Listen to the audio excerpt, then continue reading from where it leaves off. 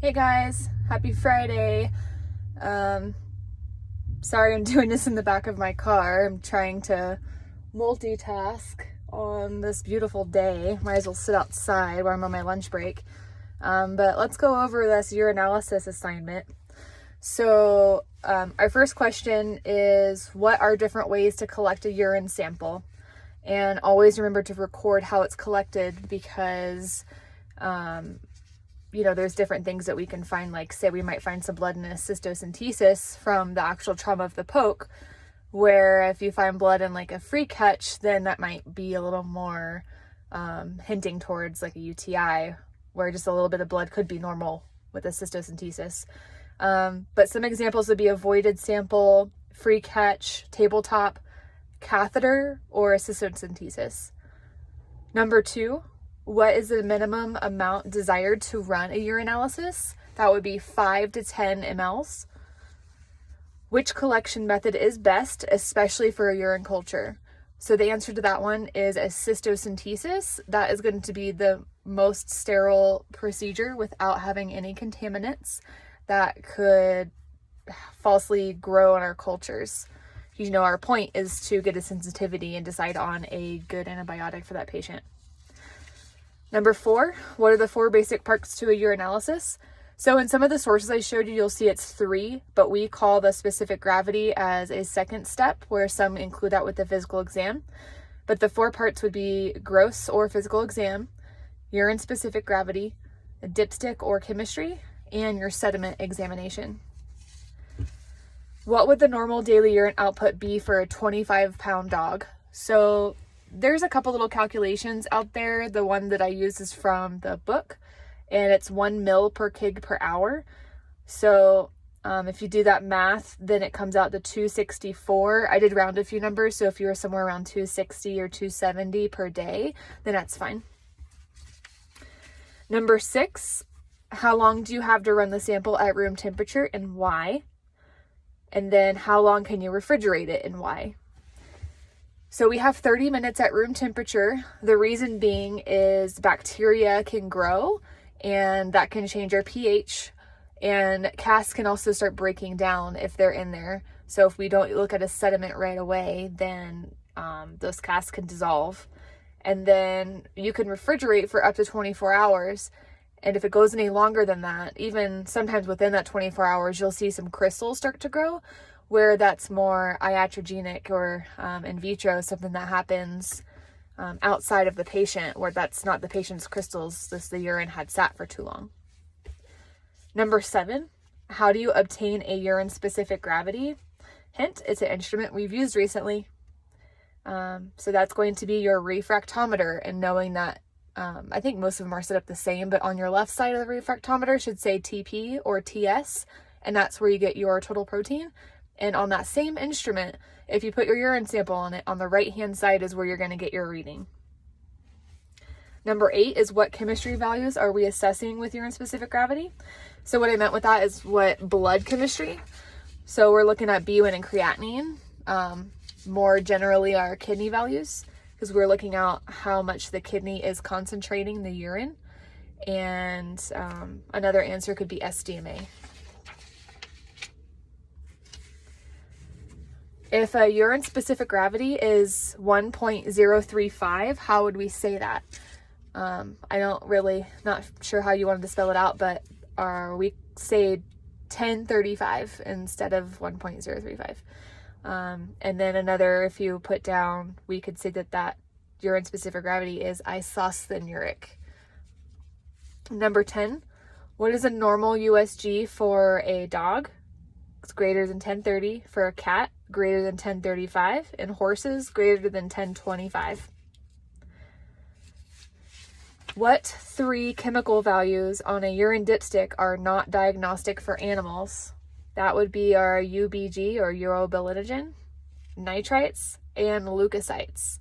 And if we do see the color change on leukocytes and we suspect they're there, we're going to look at a sediment and not trust a dipstick. Also, the dipsticks have a specific gravity pad on them too. Our machines aren't trained to read that, and that's also not accurate. We'll always use a refractometer for our urine specific gravity. Number 12, What can cause erroneous results on the dipstick pads? So our urine color, if it's an abnormal color, ketones is one of the big ones, where if you have like bloody urine, then it might turn the ketones pad a different color and artificially read that. Timing. So of course there's changes that can happen. So if your urine has sat for too long, then of course you have your pH changes. And then temperature. If your temperatures of the urine is too cold, then you can see some changes as well. Or maybe something won't change. Describe how to prepare a sediment for examination. So you're going to centrifuge at 1500 RPM for 5 minutes. You're going to remove the supernatant, preferably with a pipette. You can also dump it to where you leave a small amount of urine in the bottom with the pellet. And then you can use your pipette or use your finger to flick around the bottom of the vial and mix the sediment up really well. And then you're going to place a drop on the slide with a cover slip, and then you're going to view it. There's also SETI stain. So you can, on the same slide, put a drop of SETI stain inside of your sediment and put a drop on the same slide and look at both. What objectives do you use to examine a sediment? So our 40X objective, we will look at white blood cells, red blood cells, and other cells. And then our 10X objective, we will look at casts and crystals. Sometimes you can see that stuff on the 4X, but usually we go up to the 10X to look at it. Name a parasite that can be found in a urine sediment and be specific. So the giant kidney worm is one, and then being specific, it is Deoctophyma renal. Excuse my pronunciation, hopefully that's right. And then Capillaria species is another one that you can see. How can you tell the difference between hemoglobinuria and hematuria? So we know that those samples both come out red and look like bloody urine. Our way to tell the difference is to centrifuge the same as we did before at 1500 RPM for 5 minutes. And if we have hematuria, then the red cells will settle to the bottom, whereas hemoglobinuria is actually more of a chemical in the urine and it doesn't separate. So the cells are actually something that can separate. So when you have hemoglobinuria, then it won't separate after a centrifuge. Number 17, when do we see myoglobinuria? And think from our chemistry lecture. And what serum chemistry is elevated in this situation? So our myoglobinuria is our brown urine, and that comes from rhabdomyolysis. So that's our muscles breaking down, and we generally see it in horses that are tying up. I have seen it in dogs before as well. And the chemistry we're looking at is our CK, or creatine kinase, will be elevated. Number 18, why is horse urine normally cloudy? That's because their urine is full of calcium carbonate crystals, and you'll see that in rabbits as well. That's just normally occurring. Number 19, at what level does blood glucose need to be before it spills over into the urine, or glucoseuria? And that would be greater than 180 milligrams per deciliter. Always remembering your units. And what disease do we expect to see this? Diabetes mellitus. What other urine chemistry pad is important in this disease and why? So ketones. And if we see the ketones and the glucose both elevated on the dipstick, then that can diagnose DKA, which is diabetic ketoacidosis. Number 20, what diseases would you expect to see bilirubin in the urine and why? And how do you describe the color of the urine? So the urine's going to be an amber or an orange color. We might see that in liver disease, where we're concerned about patency of the bile ducts. And IMHA is another one. You're going to love IMHA. It's going to come up over and over throughout your school career. And there's just tons that go into it, and tons of these little signs that we learn throughout all our different classes. But knowing that when we lyse our red blood cells, that bilirubin is being released into the bloodstream, and the kidneys don't filter it or reabsorb it, so it just gets urinated out. So that's why you'll see the amber orange color urine in an IMHA dog. They'll also be icteric as well. Number 21, what happens to the urine pH if left out at room temperature for too long? So we already know that the pH increases because bacteria is consuming ammonia and breaking it down and causing the urine to become more alkaline. Number 22, if leukocytes are positive on the dipstick test, what's the next step in confirming that result? I kind of hinted to that answer a little bit earlier, but we will perform a sediment exam and actually use our own eyes with the microscope to look for whites. Number 23, what tests on a chemistry dipstick are invaluable for animals? Oh, sorry, that was a repeat question. So your UBG, nitrites, and leukocytes. Number 24, what's the best urine sample to perform a sediment on? And that's going to be our first morning sample. So what we like to do is get the patient in early as possible, like 7, or I don't know how other hospitals open, but the earlier the better. Because, they have to hold it till they get to the hospital to get that fresh morning sample. And if we were to do a free catch, then we want to do a midstream catch. So any contaminants that might be on the vulva or prepuce, then that first little bit of stream can wash it off. So our midstream is going to be a little bit of a cleaner catch. Number 25, what are some things you might find in a urine sediment? So tons of answers to this. But basically I want to make sure you guys know that we're looking for lots of things and not just crystals and casts and whatever. But knowing that there can be red blood cells, white blood cells, epithelial cells, microorganisms, so like our bacteria or parasites.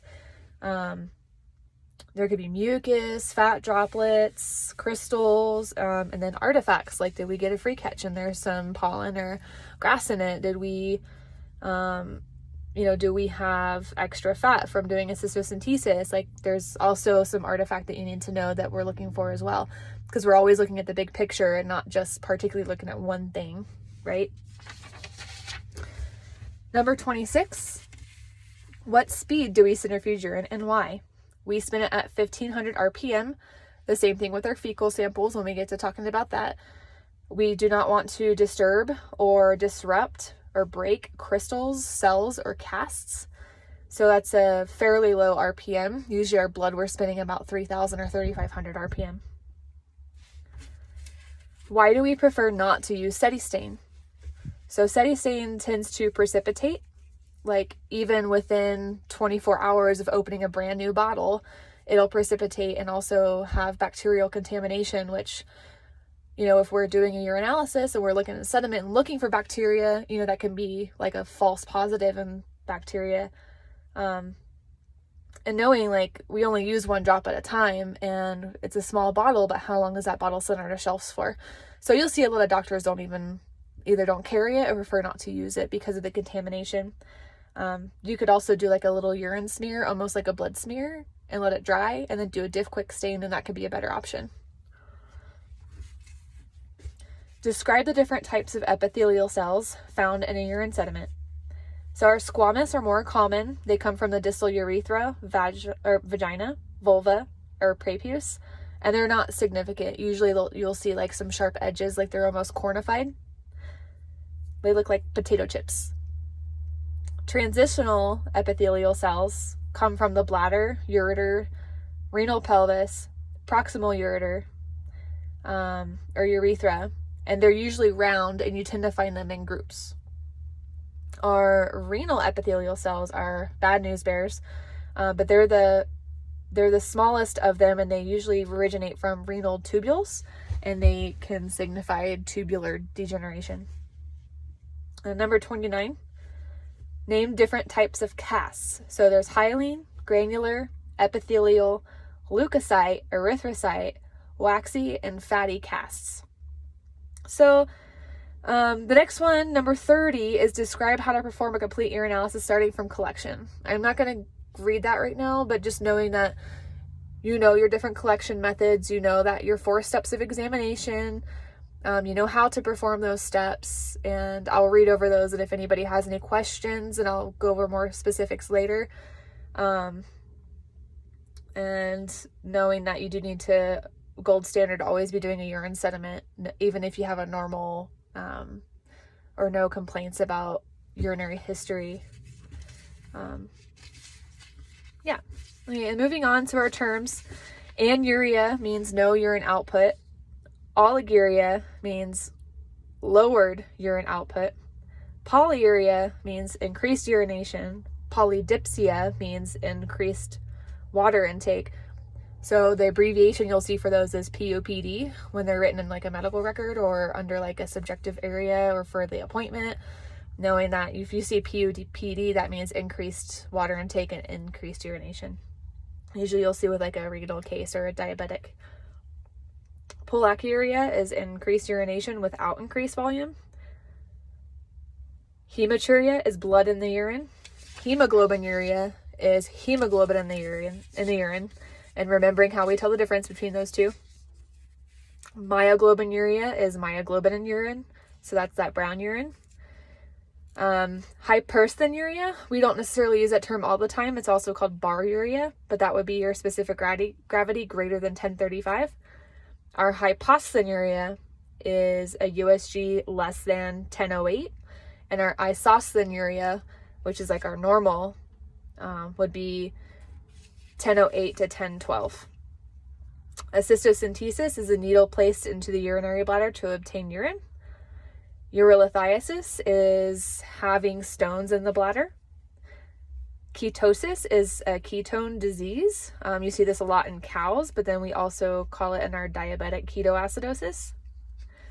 DKA, we just said that. Refractile is refracts or refracts light. Usually we see that in our fat droplets, and we have a picture in this assignment that's to help you differentiate between that and red blood cells. Casts are molds of renal tubules found in the urine. Urolith is a stone. Pyuria is white blood cells in the urine. Usually it's a pretty bad infection. Flocculent is aggregation or grouping. So I realized as I was reviewing the video that I lied on the question about 1035 being isosthenuria. That is incorrect. Isosthenuria or hyposthenuria, those terms are used to compare the urine to the glomerular filtration rate and not actually if it's normal or not. So yes, it's normal, and no, it is not isosthenuria. Have any questions, let me know. Thanks.